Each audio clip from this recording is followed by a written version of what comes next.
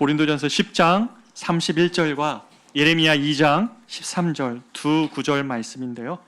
우리 시간에 다 같이 한번 합독하여 읽도록 하겠습니다. 고린도전서 10장 31절입니다. 먼저 읽습니다. 시작. 그런즉 너희가 먹든지 마시든지 무엇을 하든지 다 하나님의 영광을 위하여 하라. 아멘. 예레미야 2장 13절 하나님의 말씀 같이 또 한 목소리로 읽도록 하겠습니다. 시작.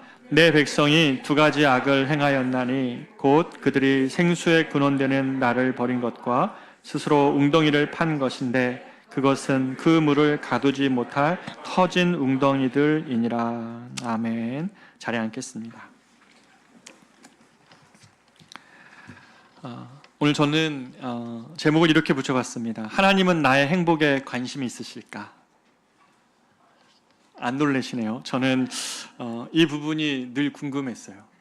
하나님은 하나님의 행복에만 관심이 있고 나의 행복에도 관심이 있으실까? 저는 이 주제가 굉장히 궁금했어요.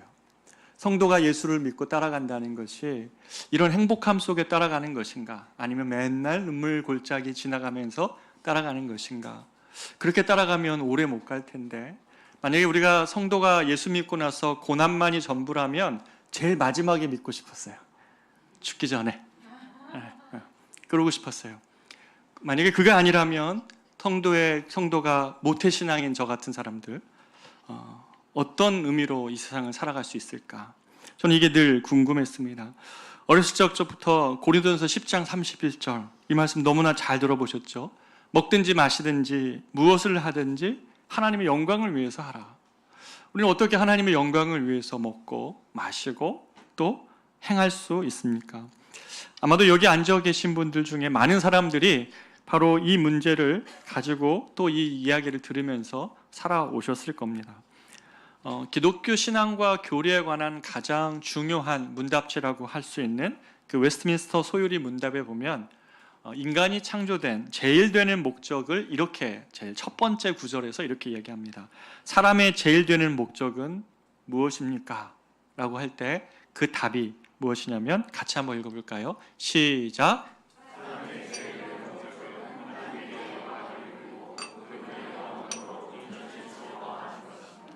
사람의 제일 되는 목적은 첫 번째가 뭐라고요? 하나님께 영광을 돌리는 것이고, 두 번째가 그분을 영원토록 어떻게 해요? 즐거워한다는 거죠. 온전히 즐거워한다는 거죠.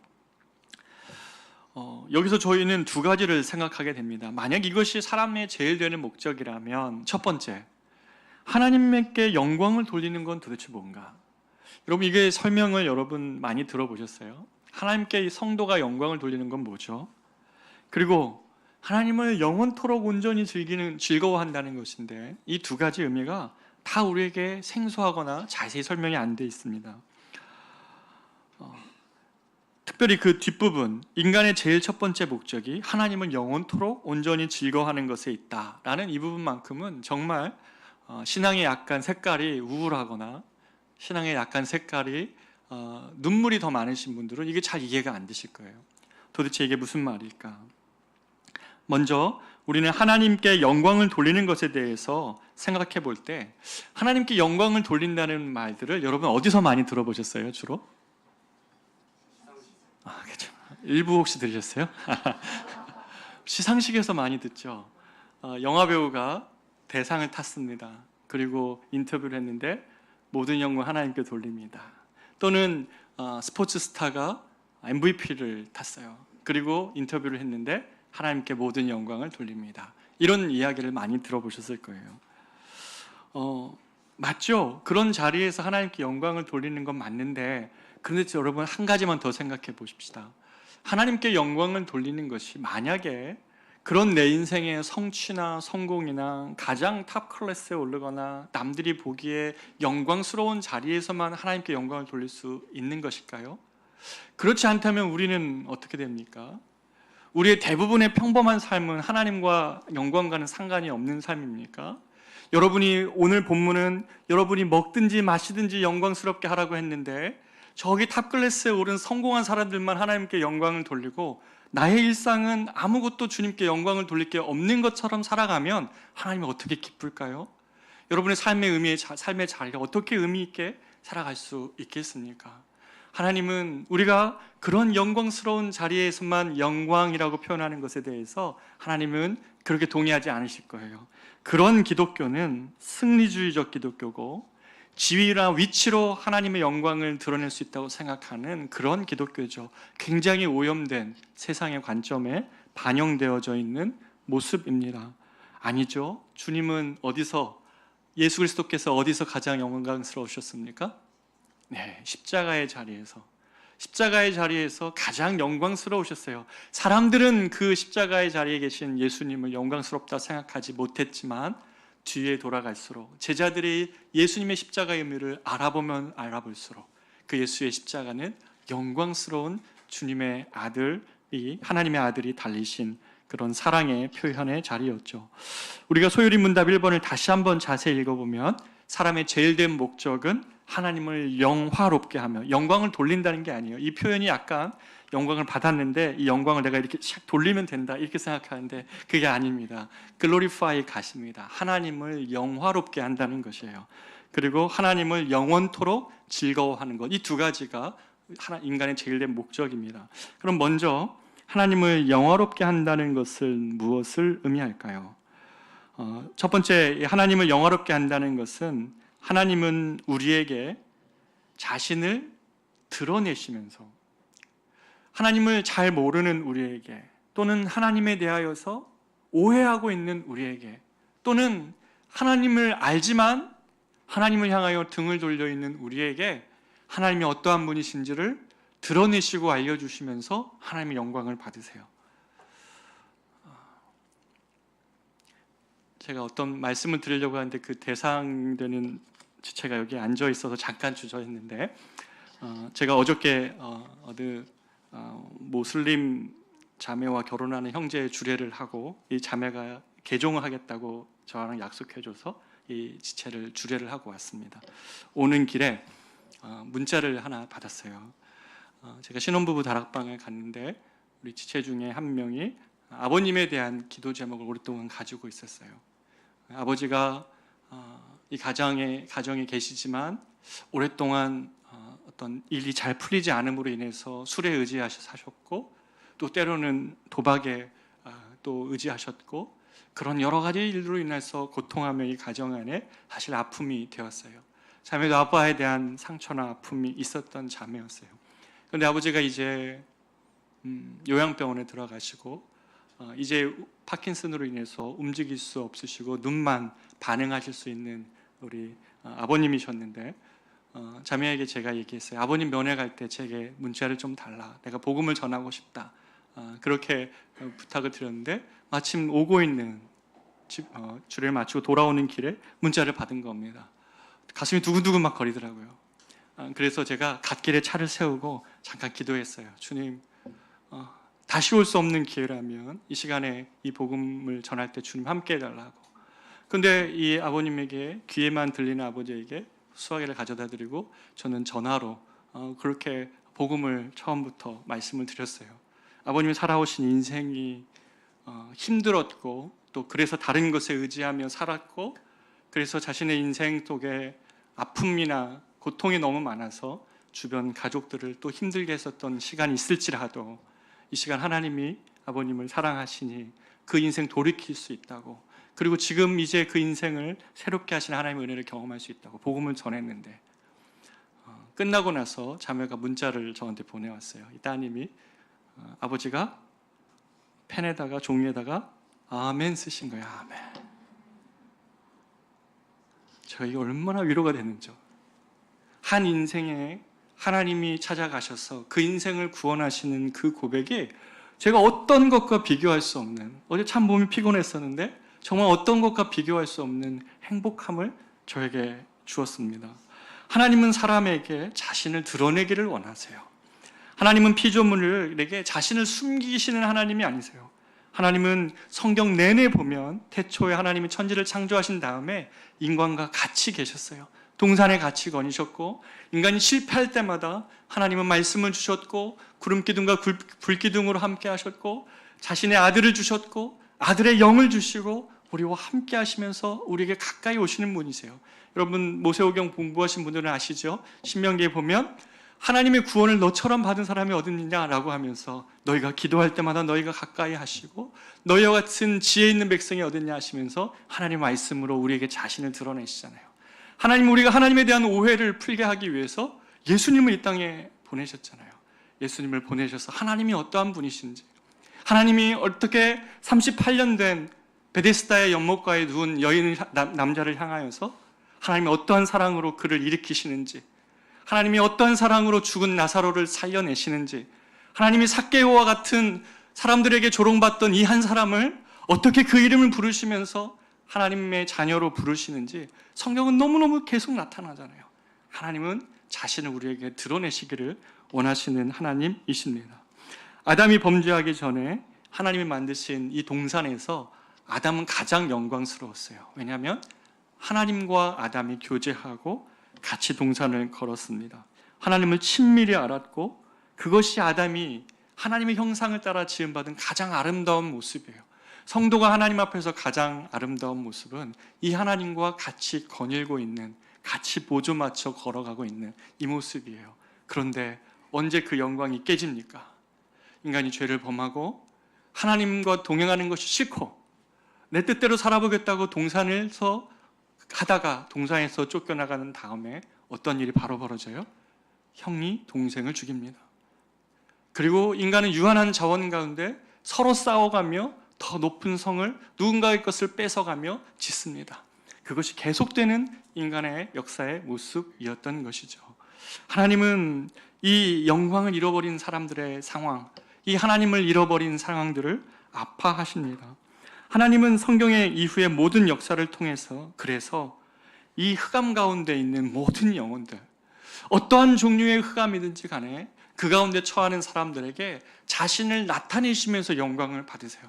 하나님은 이 세상에서 하나님 없이 살 수 있다고 생각하는 자들이 경험하는 깊은 흑암 속에 자신을 드러내시면서 찾아오시면서 영광을 받으세요. 이 자매 아버님의 인생의 이 마지막 시간에 찾아오듯이 하나님은 자신을 드러내시고 알려주시면서 영광을 받았습니다.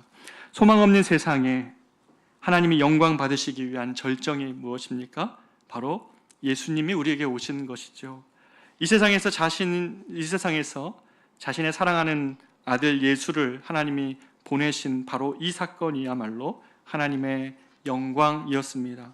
흑암에 있던 갈릴리 백성이 하나님을 알게 되면서 자신의 아들 예수가 이 세상에 나타나실 때에 누가복음 2장 14절은 그래서 뭐라고 얘기합니까? 천사들이 지극히 높은 곳에서는 하나님의 영광이요, 땅에서는 하나님의 기뻐하시는 사람들 중에 평화로다.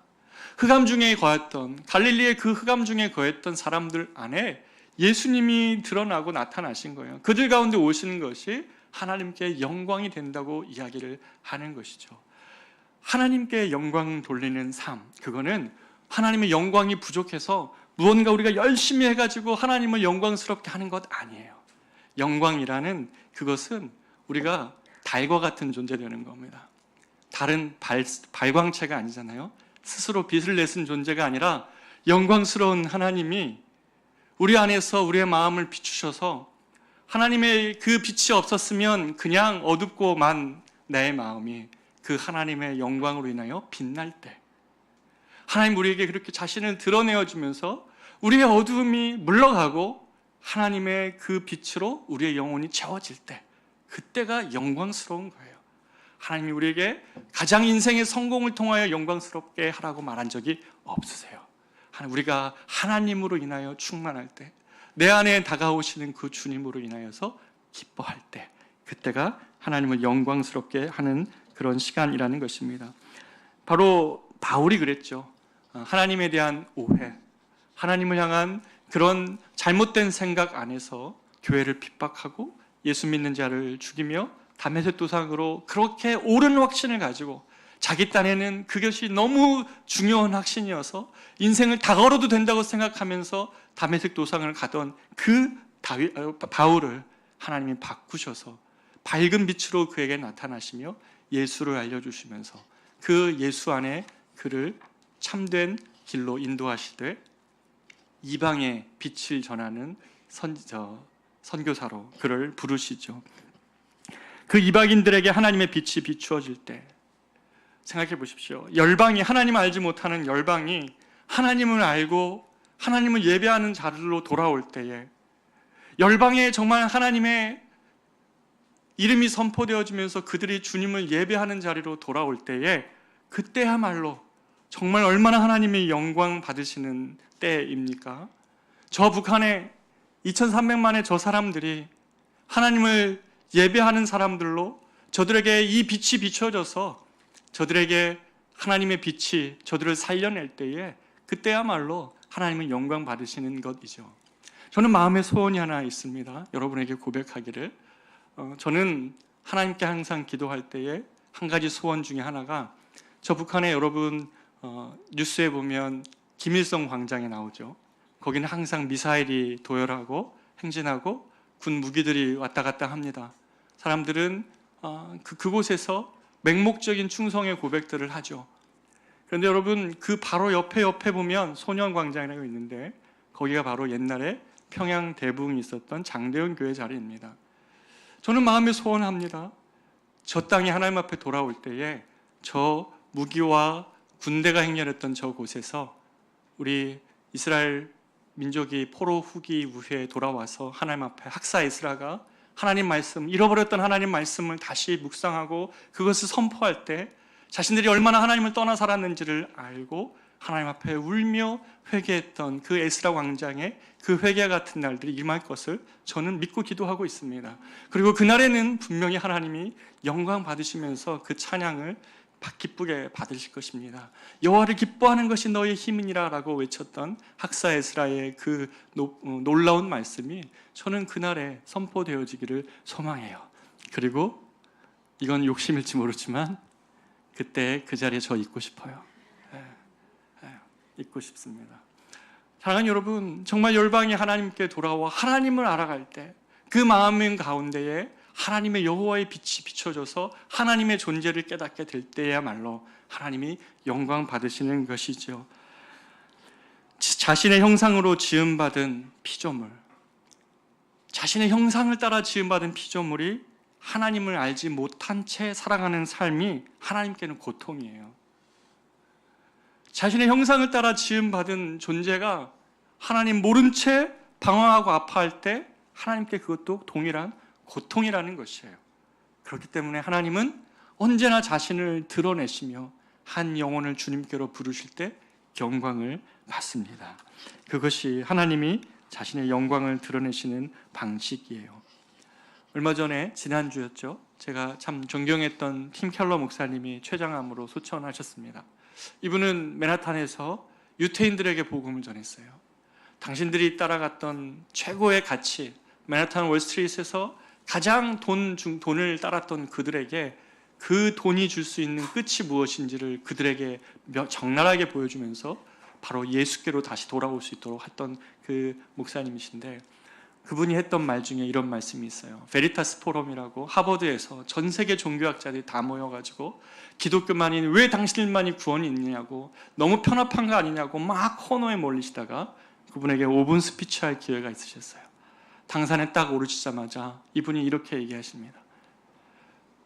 여기 앉아있는 여러분들 중에 이 땅에 내려온 신을 본 적이 있습니까? 대부분의 종교는 올라가는 종교예요.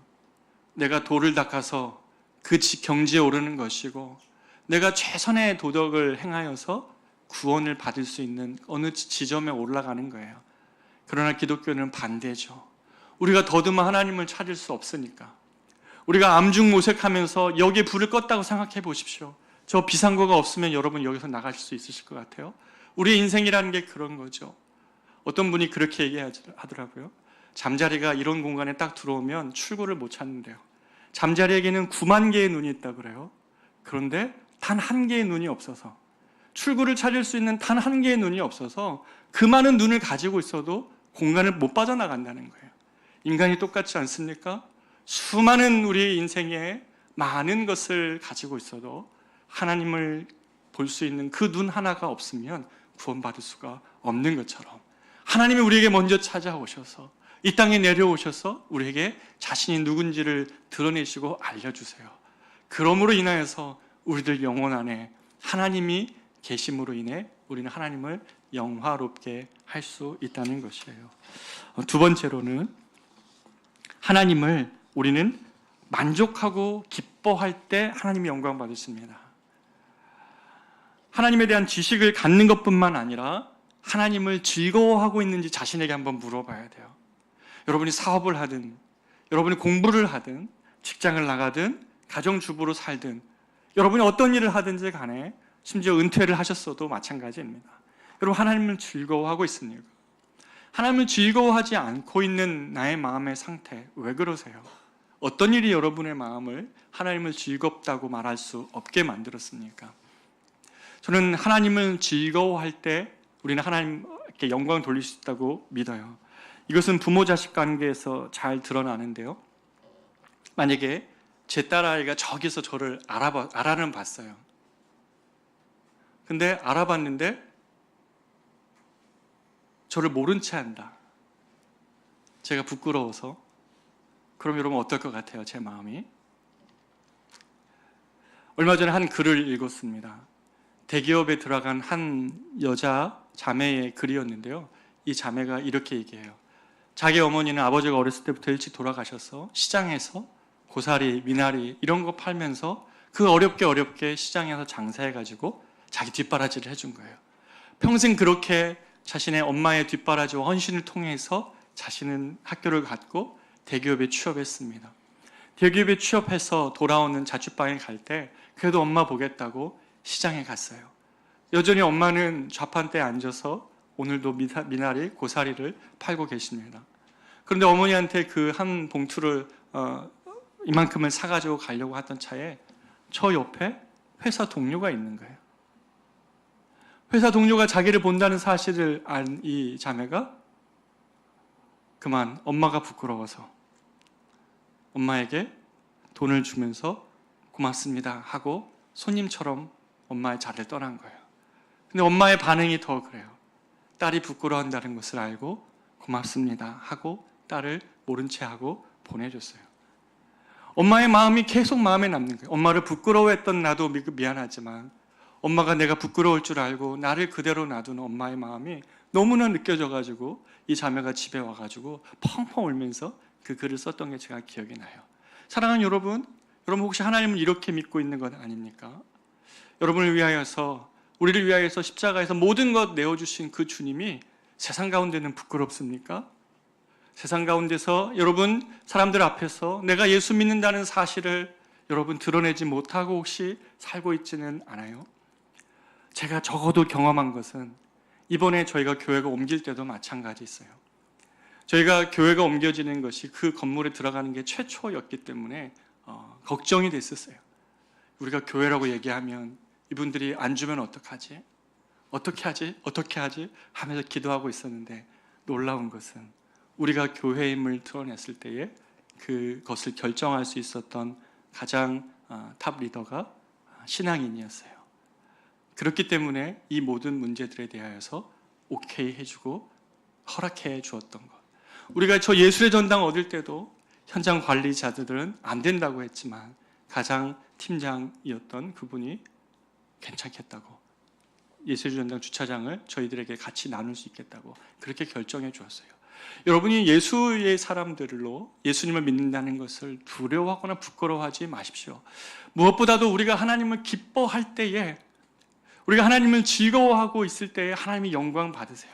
절대로 우리를 로봇처럼 만드셔가지고 버튼 딱 누르면 자동적으로 찬양하는 그런 존재가 아니라 우리 인생의 고비고비마다 때로는 기다려야 되고 아픔이 있고 어려움이 연속된다 할지라도 바로 그때에 내가 하나님으로 인하여서 그 모든 구비구비마다에서도 하나님을 찬양할 수 있을 때에 찬양받아야 될, 찬양할 수 있는 여러 가지 이유가 내 안에 없는데도 불구하고 내가 찬양함으로 나의 영혼이 다시 하나님을 찬양하는 심령의 상태로 바뀌어가는 은혜.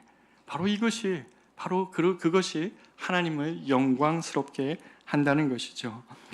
만약에 우리 삶 속에서 하나님이 기쁘지 않다면 우리는 하나님을 하나님께 영광을 돌리지 못하고 있는 상태일 것입니다. 그런데 여기서 질문이 하나 생겨나죠. 하나님은 하나님 자신에게만 관심 있는 것 아닙니까? 왜 하나님만을 기뻐라고 하십니까?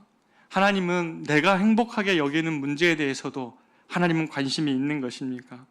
나는 예수 믿고 행복해질 권리가 없는 것입니까? 왜 늘 고행과 수고와 눈물만 있어야 되는 것입니까? 우리가 이렇게 질문할 수 있습니다. 여러분에게도 묻고 싶습니다. 하나님은 우리가 정말 행복해지기를 원하신다는 것을 여러분 믿으세요? 정말 내가 지금까지 누렸던 행복보다 진정한 행복과 만족함을 주실 수 있다는 것 여러분 정말 믿으세요? 우리가 정말 기억해야 될 한 가지는 하나님은 우리의 행복에 정말 관심이 있으세요. 예수 믿고 난 하나님의 사람들이 행복하지 않으면 하나님이 원하시는 길들을 갈 수 없어요. 우리가 긴장하고 우리가 정말 갈급한 상태로만은 이 길을 우리가 주님이 우리에게 주신 길을 갈 수가 없기 때문에 그렇습니다. 우리는 행복하지 않고는 조금은 일할 수 있지만 끝까지 할 수가 없어요. 행복해지고 싶은 그 욕망, 이것은 우리 본연의 욕구이고 하나님은 그 행복을 인정하십니다. 그렇다면 하나님이 자신의 영광을 추구하는 것과 우리가 우리 자신의 행복을 추구하는 것 사이에 서로 모순되고 대립이 되는 것입니까? 아니라는 것이에요. 하나님 우리에게 만족과 즐거움과 기쁨을 주고 싶어 하시고 더 행복해지게 하고자 하는 우리의 마음은 죄가 아니에요. 할 수만 있다면 행복해져야 돼요. 다만 하나님이 하시는 일 중에 하나는 우리가 행복을 바른 곳에서 찾게 하세요. 그리고 행복의 근원을 놓치지 않고 행복함을 추구하게 하세요.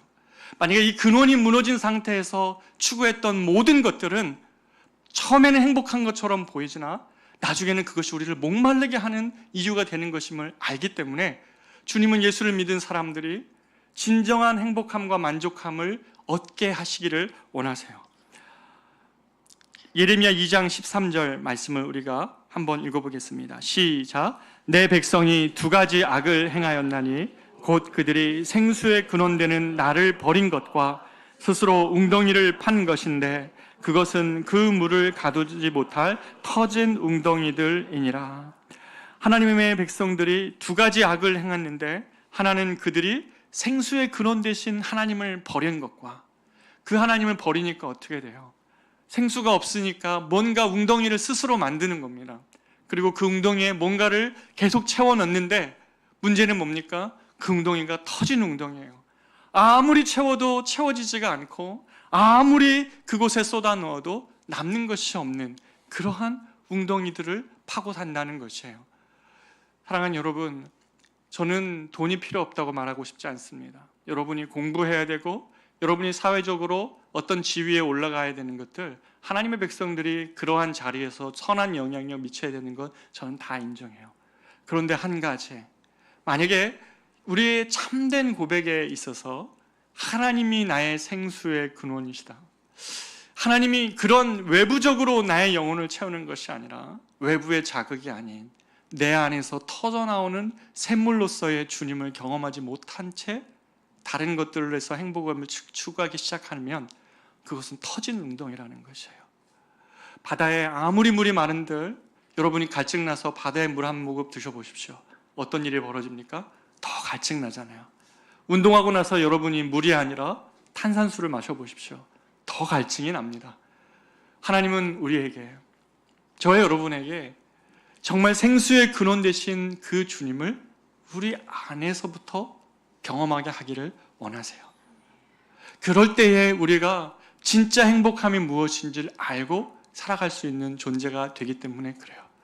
다른 작은 행복함에 내 인생 걸다가 그 마지막 끝에 가보니 그것이 나의 인생에 진짜 행복과 만족함을 줄 수 없다는 사실 앞에 당황하는 인생이 아니라 하나님은 우리가 하나님을 즐거워하고 기뻐하는 마음으로 일터를 가기를 원하세요.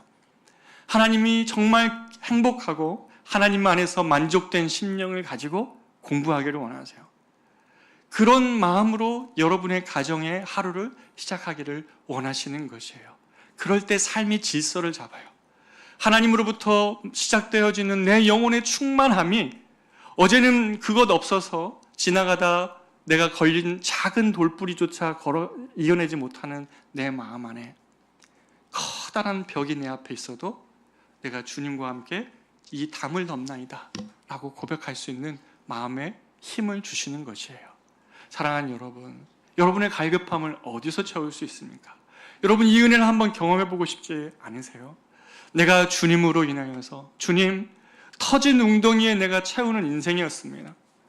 하나님, 내가 주님을 믿음에도 불구하고 내 터진 웅덩이, 내가 만든 웅덩이에 당신이 이것을 채우지 않는다고 주님 앞에서 맨날 불평하는 그런 신앙이었다면, 하나님, 내가 순서가 잘못되었습니다.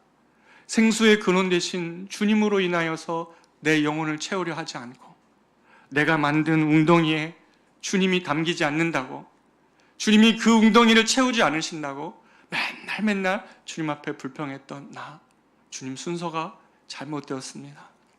내가 주님이 나의 생수의 근원 되심을 인정함으로, 하나님, 내가 이제는 다시 삶의 자리를 갑니다.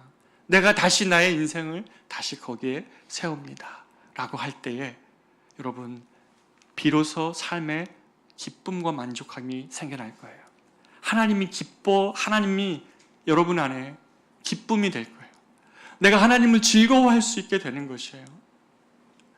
하나님을 내가 즐거워하지 못하는 것이 내 인생에 그 웅덩이를 채우지 못한 그 주님 때문이라면, 이제는 생수의 근원 되신 주님 때문에 내가 즐거워할 때 여러분의 삶이 의미가 생겨납니다.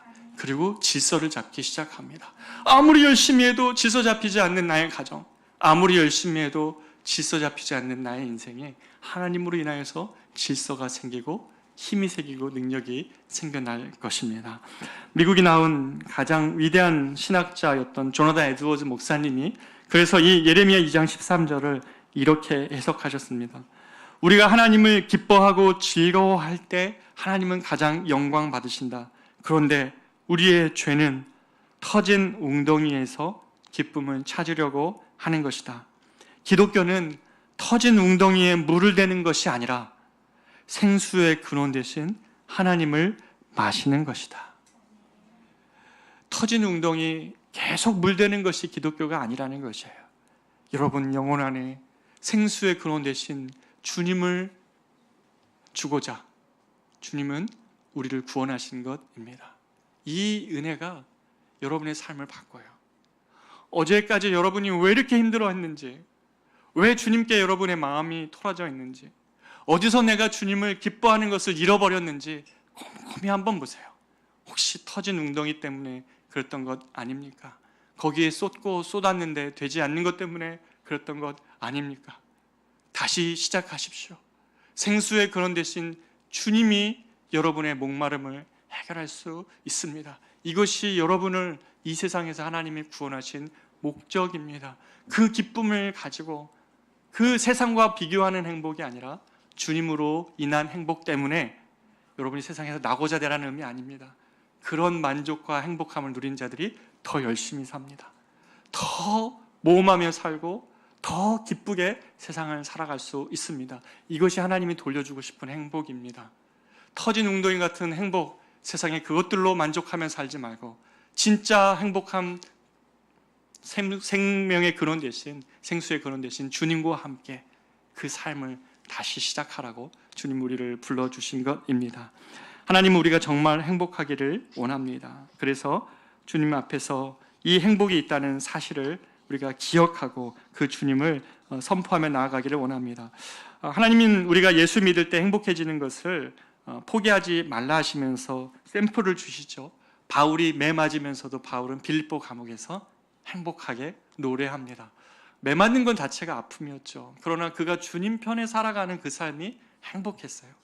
그리고 제 인생에 정말 그 한 목사님이 한 분 계신데, 허연식 목사님이세요. 선교사님이신데 저랑 같이 사역할 때는 이분이 그렇게 행복해 보이지 않으셨는데, 이분이 우간다 선교사로 가실 때에 그 모습이 너무 행복해 보였어요. 이분이 감동스러웠던 것은 이분의 따님이 저희 아이들이랑 같은 나이였는데 그 우간다에 그 촌 구석에 그 아이들의 심령, 그 가난한 아이들에게 빵을 주고 싶어 하시는 그분의 그 마음의 불타오름을 가지고 그곳에 가서 사역하시는데 여러분 잘 보이십니까? 표정? 정말 행복한 표정을 짓고 계세요. 한 번도 못 본 표정이에요. 저랑 같이 있을 때는. 그러나 저 우간다에 있는 저 아이들에게 빵을 손수 만들고 병아리를 키워서 애들에게 닭을 키워서 알을 주고 이런 것으로 인해서 그분이 너무 행복해하는 모습을 보게 되었습니다. 여러분에게 묻고 싶습니다. 여러분 예수 믿으면서 행복합니까? 여러분 자신 행복하다고 말할 수 있으세요? 하나님은 우리의 행복을 위한 욕구를 없애버리신 것도 아니고 우리의 행복을 무시하시는 것도 아니세요. 그러나 그 행복이라는 것이 하나님 없이는 의미를 못 찾는다는 것이에요. 하나님 안에서 우리가 진정으로 주님을 기뻐할 수 있을 때에 다른 것들이 의미를 갖기 시작을 합니다. 하나님은 우리가 주님 안에서 거듭날 때 우리 안에서 행복 터진 웅덩이, 하나님 없는 행복 터진 웅덩이들 주위에 기웃거리게 하는 것이 아니라 하나님을 기쁘시게 하는 것입니다. 그래서 조나단 에드워즈는 이렇게 마지막으로 말씀합니다. 사람이 회심하거나 성화될 때 사람 안에서 변화되는 것은 자기 행복에 대한 사랑을 줄이는 것이 아니라, 우리가 행복을 줄여가라는 것이 아니라 행복에 대한 사랑의 추구 대상을 바르게 하는 것이다. 하나님으로 인하여 만족할 때에 우리의 다른 삶도 우리의 만족함과 행복함으로 주 앞에 따라갈 수 있다는 것이죠. 얼마나 오랜 시간 동안 잘못된 행복을 추구했습니까? 그래서 얼마나 쉽게 메말랐습니까? 얼마나 주님 앞에서 오해하며 신앙생활 했습니까? 우리가 정말 행복해져야 됩니다. 주님 안에서 행복해져야 됩니다. 시편 16편은 이렇게 고백합니다. 시편 16편 11절, 주께서 생명의 길을 내게 보이시리니 주의 앞에는 기쁨이 충만하고 주의 우편에는 영원한 즐거움이 있나이다. 아멘. 여러분의 삶이 예수 그리스도로 인하여서 그 행복할 때에 여러분이 하나님을 가장 기쁘게 찬양할 수 있습니다.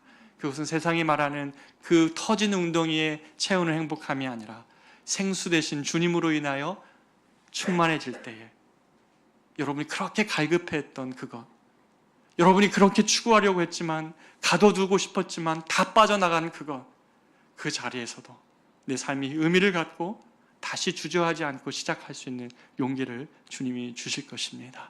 우리가 행복할 때 주님을 영화롭게 합니다. 이 고백이 여러분에게 있기를 원합니다. 우리 한번 찬양할까요? 내 갈급함.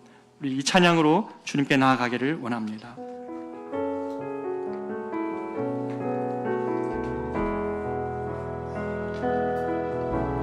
내 갈급함 어느 것으로 채울 수 없네.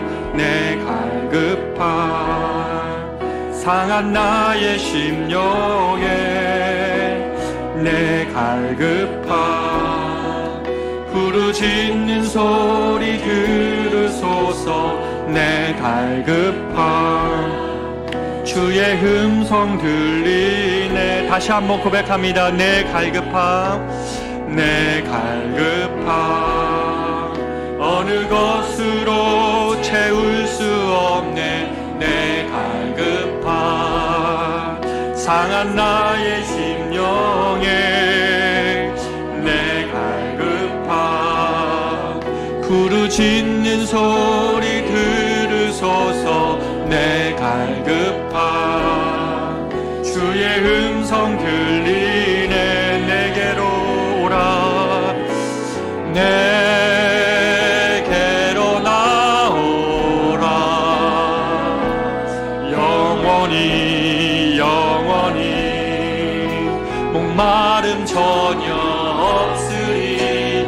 내게로 나오라. 가까이 가까이 생수의 근원 되신 주께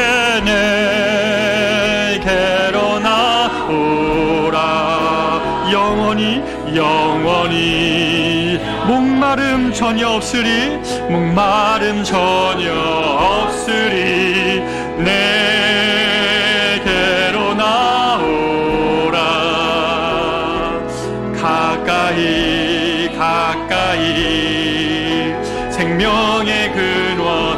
되신 주께 내게로 나오라. 내게로 나오. 여러분 마음에 손을 들고 주님 앞에 고백합니다. 영원히 영원히 목마름 전혀 없으리. 내게로 나오라. 가까이가 생명의 근원 되신 주께. 사랑하는 여러분, 이 시간에 하나님이 여러분의 행복을 빼앗으려는 분처럼 여러분의 인생이 그렇게 해석되어지고 있다면, 내가 그리고 하나님을 하나도 기뻐하지 않은 채 이 자리에 지금 나와 있다면, 그런 하나님을 내가 기뻐하며 그 하나님을 찬양하는 때가 너무나 오래된 굳은 마음으로 이 자리에 나와 있다면, 여러분 하나님을 향한 이 아침에 풀기를 원합니다. 하나님은 여러분의 행복을 빼앗는 자가 아닙니다. 하나님 절대 그런 분이 아니십니다. 그러면 왜 사랑하는 아들을 내어주십니까? 그것이 아니라 하나님은 우리에게 진정한 만족함을 가지고 세상에 나가라는 것이죠. 이것 잃어버리면 터진 웅덩이와 같다. 지금은 뭔가 쌓이는 것 같고 그 쌓이는 것들이 너에게 행복을 줄 것 같지만, 그 모든 것이 참 의미를 잡고 질서를 잡은 인생으로 살아가려면 이 주님을 끝까지 붙들라고, 주님으로 인하여 만족함이 있을 때에 그 모든 것들이 그가 있어야 될 자리에, 돈도 그 자리에 있어야 될 자리에 있고, 명예도 있어야 될 자리에 있고, 여러분의 성공도 있어야 될 자리에 있고, 여러분의 수고와 실패도 그만큼의 자리에만 있습니다. 안 그러면 실패는 산처럼 커지고 여러분의 아픔은 여러분의 압도하게 될 것입니다. 그러나 하나님, 내가 이 시간에, 이 아침에 나의 참 만족함, 나의 모든 것 주님입니다. 이 생수의 강을 내 안에 터쳐 주십시오. 이 생수의 강이 나의 마음을 막고 있는데 이거 터쳐 주셔서 내가 주님으로 인하여 만족함으로 인하여서 다시 공부하게 하시고, 다시 직장으로 나아가게 하시고, 다시 가정을 향한 소망을 가지고 일하게 하시고 섬기게 하시고, 하나님, 나의 인생과 나의 삶이 하나님 안에서 의미를 찾게 하여 주십시오. 여러분의 갈급함의 이유들, 터진 웅덩이에 채우려고 했던 그 모든 것들, 이 시간에 주님 앞에 고백하면서, 하나님, 내가 터진 웅덩이에 이 모든 것들을 쌓는 것이 아니라 생수의 근원 되신 주님을 붙잡기를 원합니다. 주여, 내 안에 만족함과 기쁨을 다시 회복시켜 달라고 우리가 이렇게 같이 한번 주님께 기도하며 나아가도록 하겠습니다. 기도하겠습니다. 존귀하신 아버지 하나님, 내게로 나오라. 전혀 목마름이 없을 것이라고 주님이 말씀하셨습니다. 하나님 아버지, 터진 웅덩이에 하나님 없이 쌓으려고 했던 우리의 생각들을 이 시간에는 생각하며 나아갑니다. 하나님 아버지, 우리를 주님에 향하여 너무 오해합니다. 하나님은 나의 모든 만족함을 빼앗을 것처럼, 나의 행복을 빼앗아가는 존재처럼 하나님을 향하여 항상 그렇게 오해하며 우리의 마음을 씹었었습니다.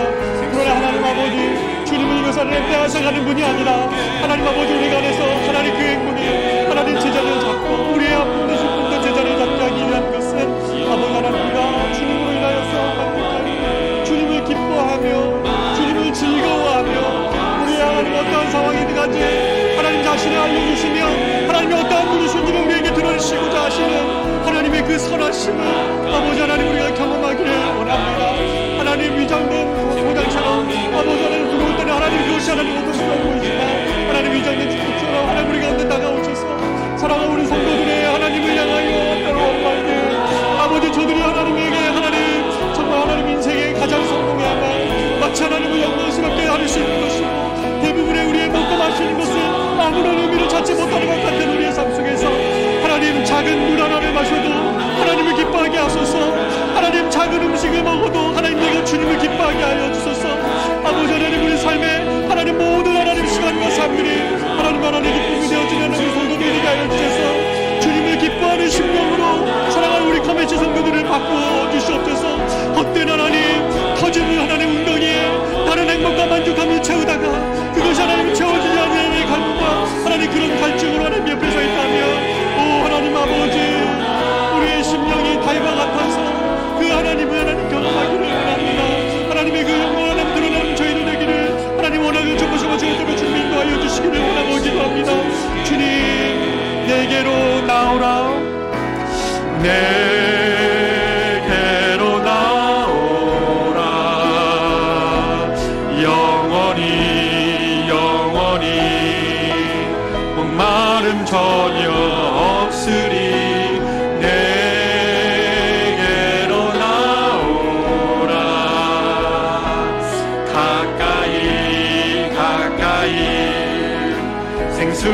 근원 되신 주께 내게로 나오라. 영원히 영원히 목마름 전혀 없으리. 내게로 나오라. 가까이 가까이 생명의 근원 되신 주께. 아멘.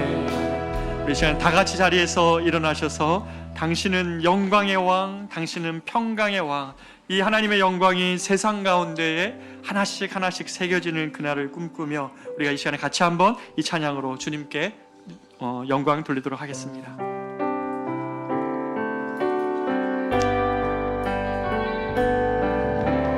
당신은 영광의 왕,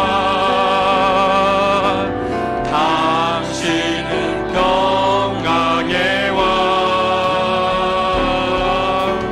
당신은 하늘과 땅의 주, 당신은 정의의 하늘, 천사가 묵매하네. 예배하고 찬양하네. 영원한 생명 말씀, 당신은 예수 그리스도 주. 호산나 호산나 다윗의 자손께. 호산나 불러 왕중의 왕. 높은 하늘에 영광을 예수 주 메시아. 다시 한번 고백합니다. 당신은 영광의. 그렇습니다. 하나님 한 분만이 열방의 왕이십니다. 당신은 평강의 왕, 당신은 하늘과 땅의 주, 당신은 정의의 하늘, 천사가 묵매하고 예배하고 찬양하네. 영원한 생명만. 당신은 예수 그리스도 주. 다 같이 손 들고 찬양합니다. 호산나 호산나 다윗의 자손께. 호산나 불러 왕중의 왕.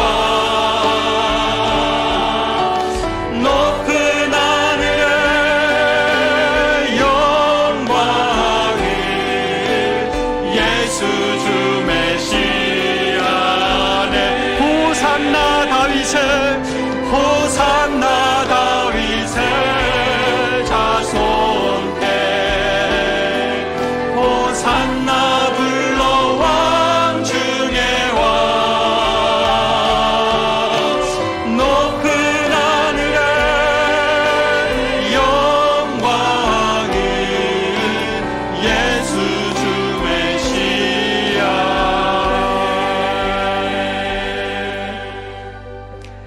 하나님 아버지, 사랑하는 우리 커맨실 성도들, 터진 웅덩이에서 하나님 자신의 만족함과 기쁨을, 또 신앙의 의미를 찾다가 낭패본 자들 있습니까?